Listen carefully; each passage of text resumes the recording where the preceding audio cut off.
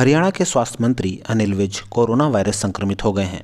विज के संक्रमित होने पर काफ़ी हंगामा मचा हुआ है, क्योंकि उन्हें कुछ दिन पहले भारत की स्वदेशी कोरोना वैक्सीन कोवैक्सीन की ट्रायल डोज दी गई थी। लोग पूछ रहे हैं कि वैक्सीन दिए जाने के बाद भी मंत्री जी संक्रमित कैसे हो गए। अब कोवैक्सीन को बनाने वाली कंपनी भारत बायोटेक ने इन सब सवालों का जवाब दिया है। जानकारी के मुताबिक हरियाणा के गृह, स्वास्थ्य, शहरी निकाय और तकनीकी शिक्षा मंत्री अनिल विज कोविड-19 से संक्रमित हो गए। उन्होंने शनिवार सुबह एक ट्वीट में इसकी जानकारी दी। अनिल विज अब अंबाला कैंट के सिविल अस्पताल में भर्ती हैं। आपको बता दें कि अनिल विज को भारत बायोटेक की कोविड वैक्सीन कोवैक्सीन लगाई गई थी। वह इस वैक्सीन के फेज 3 ट्रायल में बतौर वॉलंटियर शामिल हुए थे। अब अनिल विज के कोरोना संक्रमित होने के बाद लोग इस वैक्सीन के असर पर आशंका जताने लगे हैं। अनिल विज को अंबाला के एक अस्पताल में 20 नवंबर को कोवैक्सीन की पहली डोज दी गई थी।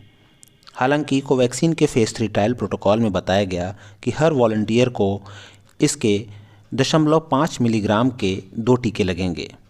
पहली डोज के बाद दूसरी डोज 28वें दिन लगेगी। इसका मतलब यह है कि विज को वैक्सीन की दूसरी डोज अभी नहीं लगी। ऐसे में डॉक्टरों का कहना है कि जब तक वैक्सीन की दोनों डोज नहीं लगती, कोविड से इम्यूनिटी मुश्किल है। इसके बावजूद विशेषज्ञ अनिल विज की जांच करेंगे और उनकी कॉन्ट्रैक्ट ट्रेसिंग भी की जाएगी। अनिल विज के संक्रमित होने के बाद कोवैक्सीन पर सवाल उठने लगे हैं, लेकिन डॉक्टर इसे जल्दबाजी बता रहे हैं। दरअसल उनका कहना है कि किसी भी वैक्सीन के डोज का प्रोटोकॉल पूरा होने के बाद ही किसी नतीजे पर पहुंचा जा सकता है। पूरे देश में कोवैक्सीन का फेज 3 ट्रायल अब तक करीब 26,000 वॉलंटियर्स पर हो चुका है। इनमें से विज के अलावा कोई और कोरोना संक्रमित सामने नहीं आया है।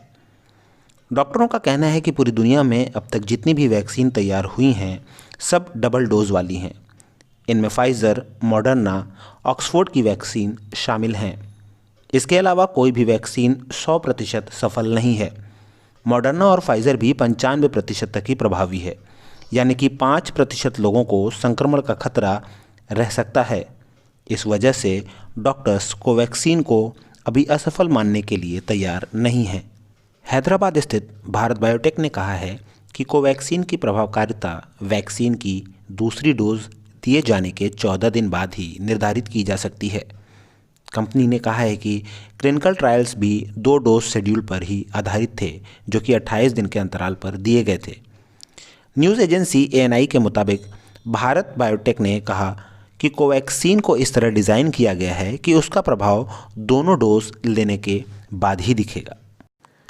अनिल विज को पहला डोज दिया गया था, जबकि उनका दूसरा डोज अभी भी बाकी है।